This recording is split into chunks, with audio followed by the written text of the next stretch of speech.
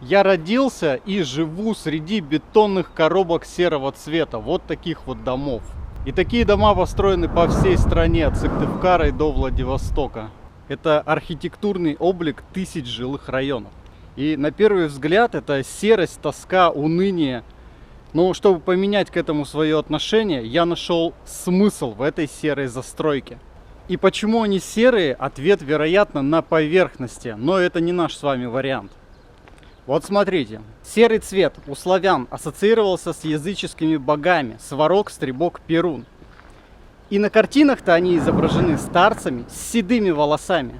И этот цвет седых волос как бы указывает на их жизненный опыт, мудрость и степенность. А еще в Древней Руси были языческие священнослужители, которых называли волхвы. И вот для своих обрядов они надевали мантии серого цвета. Уж они-то точно знали, какой цвет выбирать. И вот этот серый цвет указывал на их тайные знания и придавал прорицателю магический образ.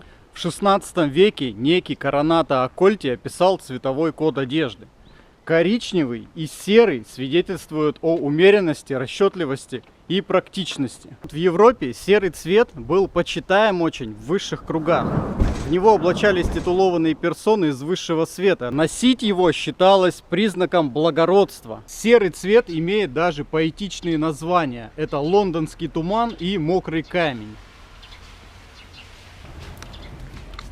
В искусстве существует стиль гризаль, который берет свое начало с работ в серых тонах.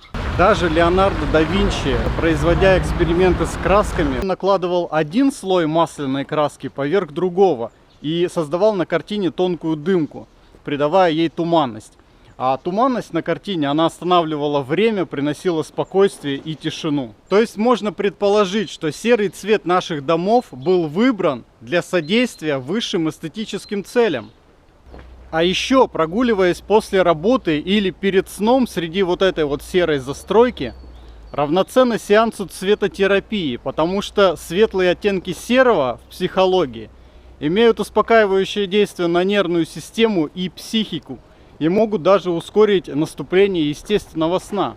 Или вот, например, в природе. Серый цвет имеют скалы, тучи, вода.